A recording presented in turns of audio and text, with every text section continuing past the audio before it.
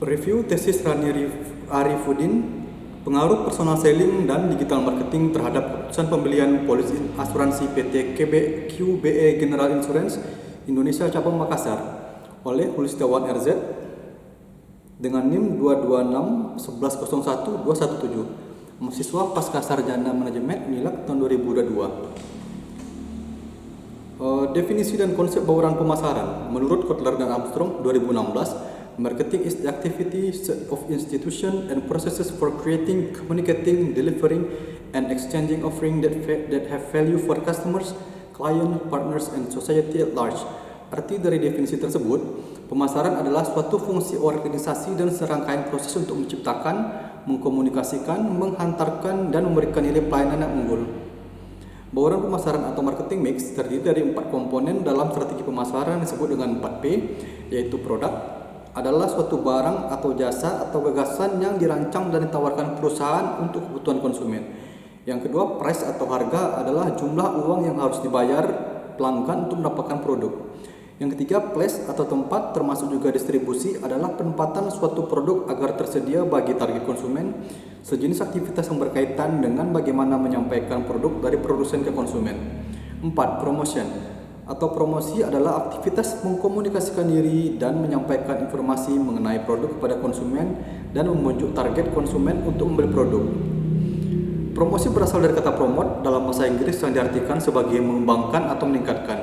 Pengertian tersebut jika dihubungkan dengan bidang penjualan berarti sebagai alat untuk meningkatkan omset penjualan menurut Freddy Rangkuti 2009. Menurut Kamus Besar Bahasa Indonesia, promosi adalah perkenalan dalam rangka memajukan usaha dagang.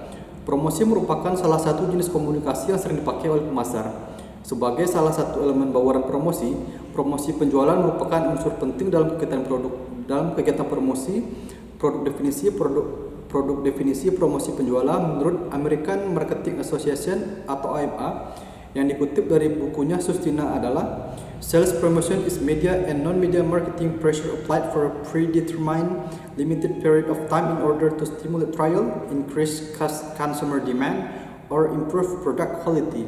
Definisi di atas menunjukkan bahwa promosi merupakan upaya pemasaran yang bersifat media dan non-media untuk merangsang coba-coba dari konsumen, meningkatkan permintaan dari konsumen, atau untuk memperbaiki kualitas produk.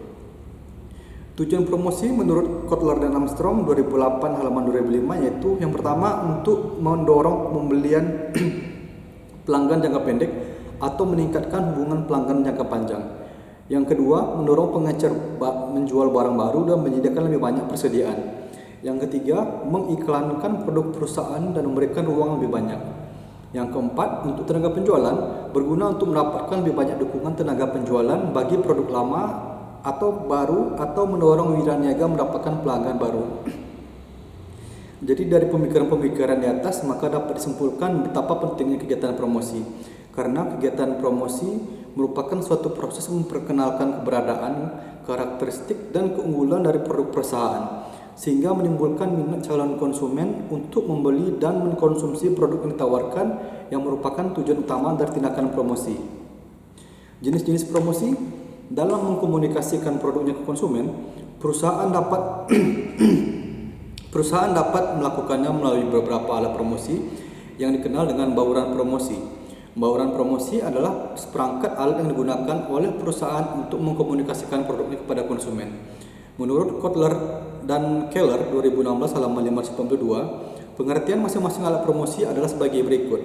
Yang pertama, advertising atau periklanan. Setiap dibayar dari presentasi non-personal dan promosi ide, barang, atau jasa oleh sponsor yang teridentifikasi melalui media cetak seperti koran dan majalah, media penyiaran seperti radio dan televisi, media jaringan seperti telepon, kabel satelit ataupun komunikasi dan kabel lainnya, melalui media elektronik seperti rekaman video, video disk, CD-ROM dan halaman web, dan media display seperti billboard, tanda-tanda dan poster. Yang kedua, sales promotion atau promosi penjualan. Berbagai insentif jangka pendek untuk mendorong percobaan atau pembelian produk atau layanan, termasuk promosi pelanggan seperti sampel, kupon dan premi. Promosi perdagangan seperti iklan dan display tunjangan. Dan bisnis penjualan pasukan promosi seperti kontes untuk repetisi dijual. Yang ketiga, event and experiences, yaitu acara dan pengalaman. Kegiatan dan program yang dirancang untuk menciptakan harian perusahaan yang disponsori atau khusus terkait merek interaksi dengan konsumen, termasuk olahraga, seni, entertainment, dan acara serta kegiatan yang kurang formal. Yang keempat, online and social media marketing, yaitu hubungan masyarakat dan publisitas, yaitu sebuah varietas program yang diarahkan secara internal untuk pegawai perusahaan atau eksternal pelanggan. Bentuk-bentuk lainnya pemerintah dan media untuk mempromosikan produk cita perusahaan atau komunikasi produk individu. 5. Online and social media marketing, atau pemasaran secara online dan media sosial. Kegiatan online dan program yang dirancang untuk melibatkan pelanggan atau prospek dan langsung atau tidak langsung meningkatkan kesadaran, meningkatkan citra, atau menimbulkan penjualan produk dan layanan. Yang keenam, mobile marketing atau pergerakan pasar, yaitu suatu bentuk khusus dari pemasaran online yang menempatkan komunikasi pada ponsel konsumen seluler, ponsel pintar atau tablet. Poin selanjutnya, penjualan pribadi atau personal selling. Menurut Kotler dan Keller 2016 halaman 126, penjualan pribadi adalah interaksi langsung dengan satu calon pembeli atau lebih guna melakukan presentasi, menjawab pertanyaan, dan menerima pesanan. Menurut Terence A. Sim 2010 halaman 281, penjualan pribadi adalah suatu bentuk perorangan di mana seorang wiraniaga berhubungan dengan calon pembeli dan berusaha mempengaruhi agar mereka membeli produk atau jasanya. Menurut Kotler dan Armstrong tahun 2014 halaman 444, penjualan pribadi terdiri dari interaksi antara pribadi dengan pelanggan dan calon pelanggan untuk membuat penjualan dan mempertahankan hubungan dengan pelanggan. Dari definisi di atas dapat disimpulkan bahwa penjualan pribadi merupakan komunikasi langsung antara wiraniaga atau penjual dengan calon pelanggan baik individu maupun perusahaan dengan cara bertatap muka, melalui telepon, atau cara-cara lain yang bertujuan untuk mengenalkan produk suatu perusahaan, membujuk calon pelanggan, menciptakan transaksi pembelian, dan meminah hubungan jangka panjang. Tujuan penjualan pribadi menurut Kotler dan Armstrong tahun 2014 halaman 446 sampai 447, peranan dari penjualan pribadi meliputi yang pertama, linking the company with its customers. Tenaga penjual dapat digambarkan sebagai jembatan yang menghubungkan perusahaan dengan pelanggannya. Dalam banyak kasus, tenaga penjual melayani dua bos penjual dan pembeli. Yaitu penjual dan pembeli. Pertama, tenaga penjual merepresentasikan perusahaan kepada pelanggan. Mereka menemukan dan menggarap pelanggan baru dan mengkomunikasikan tentang produk yang ditawarkan oleh perusahaan. Mereka menjual produk dengan melakukan pendekatan kepada calon nasabah melalui the 6 steps. Tapi pada bersamaan, tenaga penjual juga merepresentasikan pelanggan kepada perusahaan dengan menjadi pahlawan di dalam perusahaan mengenai kepentingan konsumen. Yang kedua, coordinating marketing and sales. Idealnya, tenaga penjual dan pemasaran lainnya harus bekerja sama untuk membuat nilai yang dapat disampaikan kepada konsumen. Tetapi, terkadang perusahaan membuat sekat yang membedakan tenaga penjual dari fungsi pemasaran lain sehingga menimbulkan permasalahan. Proses penjualan pribadi. Menurut Kotler dan Armstrong 2003 halaman 710, penjualan pribadi memiliki beberapa tahap. Yang pertama, mencari calon pelanggan. Tahap pertama dalam penjualan adalah mengidentifikasi dan mengkualifikasikan calon pelanggan. Semakin banyak perusahaan bertanggung jawab untuk mencari dan mengkualifikasikan petunjuk, sehingga tenaga penjual dapat menggunakan waktu mereka yang tidak banyak untuk melakukan apa yang dapat mereka lakukan dengan sangat baik, yaitu menjual. Perusahaan mengkualifikasikan petunjuk dengan menghubungi calon pelanggan lewat suara atau telepon untuk menilai tingkat minat dan kapasitas keuangan mereka. Yang kedua, tahap dari proses penjualan pribadi ini adalah pendekatan, yaitu tenaga penjual harus belajar sebanyak mungkin tentang perusahaan calon pelanggan, yaitu apa yang diperlukan pelanggan, siapa yang terlibat dalam keputusan pembelian, dan pembelinya, seperti karakteristik pribadi dan gaya pembelian. Wiraniaga harus menerapkan tujuan kunjungan, seperti mengkualifikasikan calon pelanggan, mengumpulkan informasi, dan segera melakukan penjualan. Tahap tiganya adalah presentasi dan demonstrasi. Tenaga penjual menyampaikan kisah produk kepada pembeli, menggunakan pendekatan fitur, keunggulan, manfaat, dan nilai. Mengatasi keluhan pelanggan biasanya mengajukan keluhan. Resistensi psikologis meliputi resistensi terhadap interferensi, preferensi terhadap sumber pasokan atau merek yang sekarang digunakan.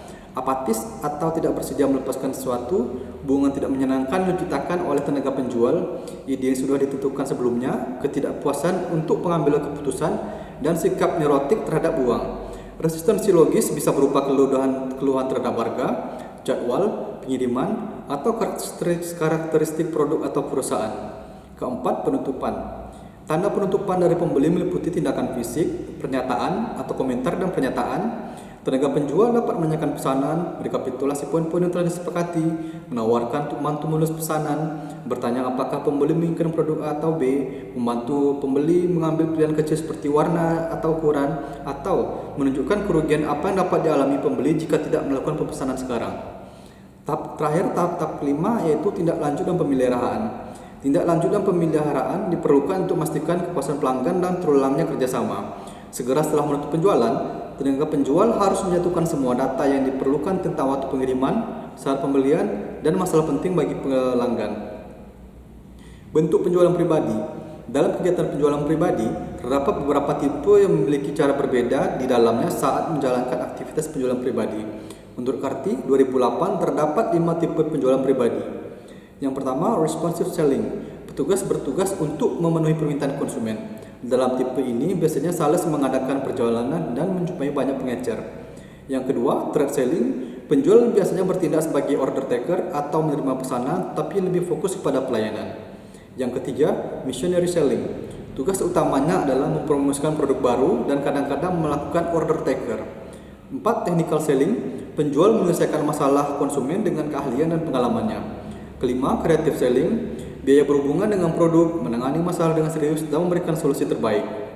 Pemasaran digital. Dalam dunia pemasaran saat ini sedang terkenal dengan era pemasaran digital, di mana pemasar kini tidak lagi terbatas dengan bentuk-bentuk iklan dengan menggunakan media konvensional seperti media cetak dan elektronik, tapi telah dapat memanfaatkan media digital. Melalui saluran digital ini, pemasar menawarkan kesempatan untuk mengefisiensikan pengeluaran untuk dapat menjalin hubungan dengan konsumen dan meningkatkan loyalitas konsumen. Menurut Reynolds dan Kumar 2005, informasi merupakan media penting berperan bagi para pemasar agar dapat memenangkan persaingan. Adanya kemajuan dalam jaringan telepon digital, interaktif kabel television, personal computers, jasa atau pelayanan online, dan internet membuat informasi semakin cepat dan mudah diperoleh. Paul 1996. Internet memiliki beberapa daya tarik dan keunggulan bagi konsumen maupun organisasi, misalnya dalam keamanan, kenyamanan, akses 24 jam sehari, efisiensi, alternatif ruang maupun pilihan yang relatif tak terbatas, personalisasi, sumber informasi potensial, dan lain-lain. Menurut Chandra, tahun 2001. Poin selanjutnya, pengaruh pemasaran digital. Yang pertama, terdapat peningkatan segmentasi. Dengan adanya internet, segmentasi pasar menjadi semakin luas. Internet tidak membatasi lagi luasnya jangkauan pemasaran karena seluruh konsumen di seluruh dunia dapat mengaksesnya dengan mudah. Yang kedua, mengembangkan strategi lebih cepat dalam tim. Yang ketiga, dengan adanya alur perputaran waktu lebih cepat dan mudah, maka strategi pemasaran dapat dengan lebih cepat pula dikembangkan. Yang keempat, peningkatan pertanggungjawaban dari usaha pemasaran informasi yang dapat diperoleh dengan cepat dan mudah dapat meningkatkan strategi perusahaan untuk dapat lebih meningkat, sehingga pemasaran dapat dilakukan dengan lebih transparan. Poin 5 atau terakhir dari pengaruh pemasaran digital ini ialah peningkatan integrasi strategi pemasaran dengan strategi operasional bisnis lainnya. Adanya integrasi antara strategi pemasaran perusahaan dan strategi pemasaran internet akan meningkatkan strategi bisnis dan strategi operasional. Poin selanjutnya adalah bentuk pemasaran digital. Menurut Chaffee dan Ellis Chadwick, mengutip Chaffee dan Smith 2013 halaman 12, mengidentifikasikan bahwa terdapat 5 jenis utama dari bentuk pemasaran digital. Yang pertama, situs e-commerce transactional, yaitu perusahaan manufaktur, e-retailer, layanan travel, atau finansial membuat produk yang ditawarkan secara tersedia secara online. Kontribusi utamanya adalah melalui penjualan produk. Situs juga bisa mendukung bisnis dengan memberikan informasi kepada konsumen yang lebih memilih untuk membeli produk secara offline. Kedua, situs membangun hubungan berorientasi layanan atau lead generation website, memberikan informasi untuk merangsang pembelian dan membangun hubungan. Produk biasa tidak tersedia secara online. Informasi diberikan melalui website serta email marketing untuk menginformasikan keputusan pembelian. Kontribusi utamanya adalah dengan mendorong penjualan secara offline dan menghasilkan pertanyaan atau keinginan secara spesifik atau biasa disebut lead dalam kasus pemasaran digital. Dari konsumen potensial, situs semacam ini juga bisa memberikan nilai tambah terhadap konsumen yang sudah ada dengan memberikan informasi yang sesuai dengan kebutuhan mereka. Ketiga, situs brand building, memberikan suatu pengalaman untuk mendukung brand atau merek. Produk biasanya tidak tersedia secara online, namun situs biasa digunakan untuk menjual pernak-pernik atau merchandise. Fokus utamanya adalah untuk mendukung suatu brand dengan memberikan pelayanan online dari brand tersebut melalui konten marketing yang terintegrasi dengan media sosial. Biasa digunakan untuk produk bernilai rendah, bervolume tinggi, dan bergerak cepat. Yang keempat, portal atau situs media. Tujuan utama dari penerbit pihak ketiga ini adalah memberikan informasi dan konten. Penerbit online memiliki berbagai pilihan untuk menghasilkan pendapatan melalui iklan, pemasaran berafiliasi, dan menjual akses terhadap suatu konten melalui sistem langganan atau pay-per-view. 5. Jejaring sosial atau situs komunitas. Situs yang memungkinkan interaksi komunitas antara konsumen yang berbeda. Interaksi biasanya berbentuk komentar, balasan, pesan, penilaian atas konten, dan mengenai konten dalam kategori tertentu. Contoh termasuk populer adalah Facebook dan LinkedIn. Tapi masih banyak komunikasi penting lain yang mungkin harus diperhatikan dalam pasar. Selain situs jejaring sosial, interaksi sosial bisa diintegrasikan dalam tipe situs lain seperti plugin atau application programming interface atau API. Poin selanjutnya, dimensi pemasaran digital. Adapun dimensi dari pemasaran digital dari sisi promosi sebagai bagian dari bauran pemasaran atau 4S menurut Ryan 2009 halaman 31, yaitu yang pertama, website adalah penghubung dengan dunia digital secara keseluruhan dan mungkin bagian yang paling penting dalam keseluruhan strategi pemasaran digital, di mana kegiatan online akan terarah langsung terhadap konsumen. Kedua, optimasi mesin pencari atau SEO. Salah satu bagian penting dari website adalah SEO atau Search Engine Optimization atau proses pengaturan konten dari website agar mudah ditemukan oleh pengguna internet yang sedang mencari konten yang relevan dengan yang ada di website, dan juga menyajikan konten agar dapat dengan mudah ditemukan oleh mesin-mesin pencari. Yang ketiga, periklanan berbasis klik berbayar. Periklanan berbasis klik pencarian berbayar atau PPC advertising atau periklanan PPC, yaitu memungkinkan pemasar membeli halaman hasil pencarian internet berdasarkan kata kunci dan kalimat yang sering dipilih oleh orang berkunjung dalam internet tersebut. Yang keempat, pemasaran afiliasi dan kemitraan strategis atau affiliate marketing and strategic partnership. Kegiatan bermitra dengan organisasi atau perusahaan lain dan website-website untuk mencapai keuntungan bersama dari sebuah kerjasama untuk mempromosikan produk atau layanan. Yang kelima, hubungan masyarakat online atau online PR menggunakan saluran komunikasi online seperti press release, syndicate article atau RSS, dan blog untuk menciptakan persepsi positif atas merek dan atau menempatkan organisasi perusahaan sebagai pihak yang berenang di bidang tertentu.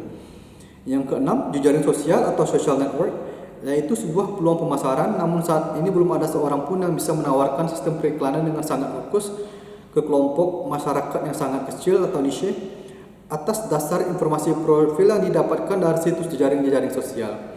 Yang ketujuh, email pemasaran atau email marketing, yaitu surat elektronik masih menjadi alat yang penting untuk kegiatan pemasaran digital yang dikirimkan dengan tujuan untuk menjaga hubungan antara konsumen sudah ada maupun calon konsumen yang bersedia menerima informasi lewat email. Yang kedelapan, manajemen hubungan konsumen atau customer relationship management, yaitu menjaga konsumen yang sudah ada dan membangun kerjasama yang saling menguntungkan dengan mereka adalah salah satu elemen penting dari kegiatan pemasaran digital. Poin selanjutnya adalah keuntungan dalam pemasaran digital. Keuntungan dalam pemasaran digital dapat dinikmati oleh perusahaan sebagai berikut menurut Hasan 2013 halaman 768. Yang pertama, biaya rendah. Biaya iklan yang identik dengan dana besar dalam model legacy marketing bisa dikurangi tanpa mengurangi hasilnya. Mampu membuat perusahaan melakukan low budget namun dengan high impact marketing. Yang kedua, lebih berbeda. Dengan komunikasi yang semakin horizontal, posisi seorang individu menjadi lebih kuat, terutama dengan adanya sosial media memungkinkan tiap orang untuk bersuara. Yang ketiga, interaksi intensif. Penggunaan pemasaran digital memungkinkan konsumen berinteraksi secara intensif, membentuk komunitas, mengekspresikan aspirasinya, memuji, berkeluh kesah, bahkan memuji produk yang ia gunakan. Melalui media ini dapat mempengaruhi konsumen, membangun komunitas pelanggan, menciptakan loyalitas, mengembangkan interaksi, dan berdialog dengan konsumen, serta melakukan riset untuk mengetahui perilaku konsumen atau mengembangkan produk baru dengan pendekatan horizontal. Yang keempat, mempertahankan pelanggan.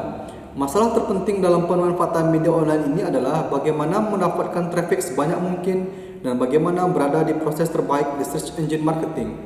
Yang kelima, customer partnership. Sebagaimana dijelaskan di atas sebelumnya, dalam jejaring sosial, para pengguna menciptakan komunitas dan atas dasar semangat yang sama atau kepentingan yang sama dari semua lapisan masyarakat di mana saja di seluruh dunia. Dan ini digunakan untuk berinteraksi satu dengan lainnya. Yang keenam, pengurang statistik. Inisiasi marketing online mengharuskan pengguna untuk mengklik iklan, mengunjungi sebuah website, dan untuk melakukan tindakan yang ditargetkan. Adapun kekurangan dalam pemasaran digital ialah kekurangan terdapat dalam pemasaran digital sebagai berikut menurut Hasan 2013 halaman 793. Yang pertama, ketidakmampuan pembeli menyentuh, mencium, dan mencoba barang sebelum melakukan pembelian online. Hal ini dapat mengurangi kepercayaan terhadap produk dan membatasi nilai pembeli. Yang kedua, keamanan privasi. Masalah informasi sangatlah penting, baik bagi perusahaan maupun konsumen yang berpartisipasi dalam bisnis online. Yang ketiga, kepastian. E-commerce harus memberi perhatian penuh pada apakah konsumen sudah menerima apa yang mereka beli atau belum. Keputusan pembelian.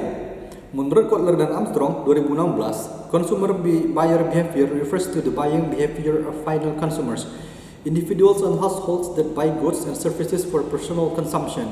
Pengertian tersebut dapat diartikan bahwa perilaku keputusan pembelian mengacu pada perilaku pembelian akhir dari konsumen, baik individual maupun rumah tangga yang membeli barang dan jasa untuk konsumsi pribadi.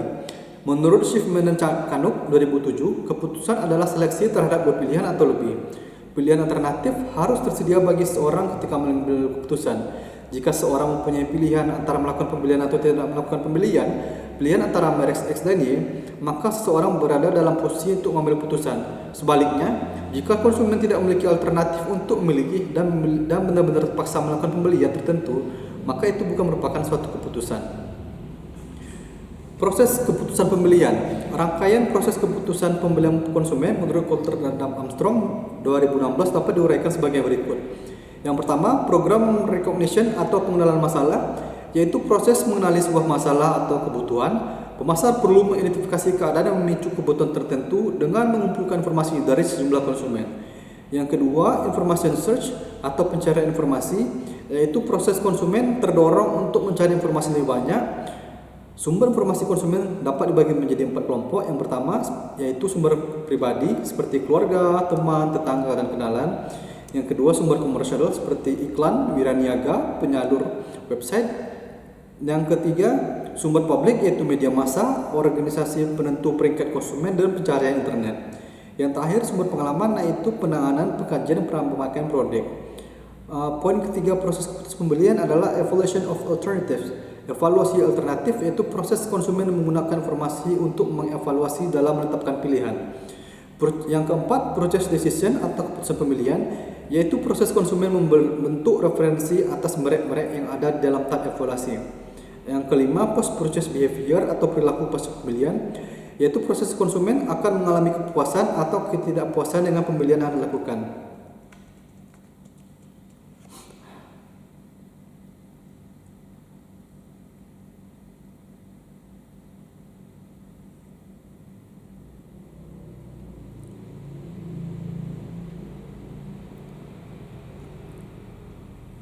Selanjutnya, polis asuransi. Polis asuransi merupakan dokumen yang bersih kesepakatan antara pihak tertanggung atau nasabah dan pihak penanggung atau pihak asuransi berkenaan dengan risiko yang hendak dipertanggungjawabkan. Untuk setiap perjanjian perlu dibuat bukti tertulis atau surat perjanjian antara pihak-pihak yang mengadakan perjanjian. Bukti tertulis untuk perjanjian asuransi disebut polis menurut Sri Rezeki Hartono 1995. Fungsi umum polis. Perjanjian pertanggungan sebagai bukti dari penanggung jawab kepada tertanggung untuk mengganti kerugian yang mungkin akan dialami oleh tertanggung akibat peristiwa yang tidak diduga sebelumnya dengan prinsip yang pertama untuk mengembalikan tertanggung kepada kedudukannya semula sebelum terjadi atau mengalami kerugian. Yang kedua, untuk menghindarkan tertanggung dari kebangkrutan. Bukti pembayaran premi asuransi oleh tertanggung kepada penanggung sebagai balas jasa atas jaminan penanggung.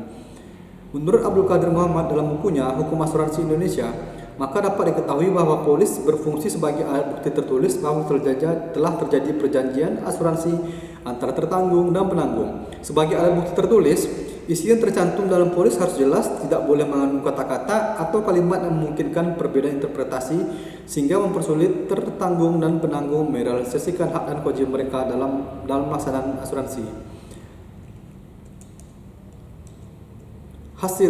Hasil dari tesis ini yang pertama, pengaruh penjualan pribadi terhadap keputusan pembelian polis asuransi PT QBE General Insurance Indonesia Cabang Makassar berdasarkan hasil pengolahan data persamaan regresi dengan menggunakan program SPS versi 25, maka diperoleh hasil koefisien regresi untuk penjualan pribadi sebesar 0,295 dengan signifikansi 0,041. Sehingga dapat dikatakan bahwa variabel penjualan pribadi mempunyai pengaruh positif dan signifikan terhadap keputusan pembelian polis PT QBE General Insurance Indonesia Cabang Makassar.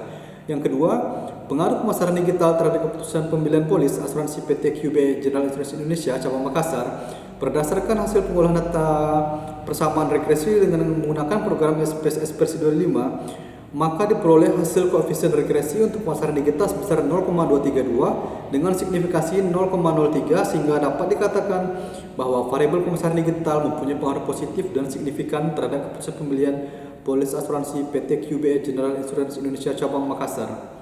Kesimpulan, pertama, penjualan pribadi mempunyai pengaruh yang positif dan signifikan terhadap keputusan pembelian polis pada PT QBE General Insurance Indonesia dengan Indonesia Cabang Makassar.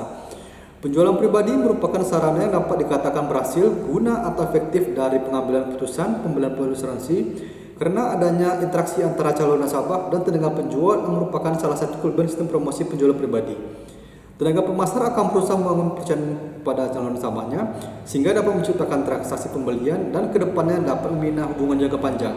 Hal ini dibuktikan juga dengan tingkat pencapaian pendapatan premi sebesar 98% yang berasal dari media promosi penjualan pribadi. Yang kedua, pemasaran digital mempunyai pengaruh yang positif dan signifikan terhadap keputusan pembelian polis pada PT QBE General Insurance Indonesia Cabang Makassar.